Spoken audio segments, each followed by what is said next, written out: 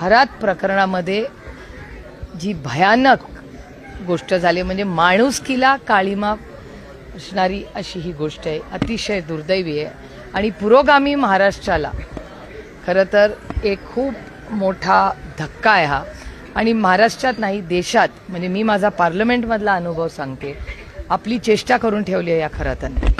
कारण राज्यामध्ये देशामध्ये काम करत असताना बाकीच्या राज्यांमधले सातत्याने सगळे जे खासदार किंवा लोक मला दिल्लीत भेटतात ते चेष्टा करायला लागले की अगरे तुमच्या महाराष्ट्रात काय चाललंय, ज्या पद्धतीने व्हिडिओज येत आहेत काही लोकांचे, ज्या पद्धतीने, हे खूप खूप दुर्दैवी आहे आणि अस्वस्थ करणारी परिस्थिती आहे. आणि मला असं वाटतं एक सिस्टम म्हणून की आपण सगळ्यांनीच आत्मचिंतन केलं पाहिजे.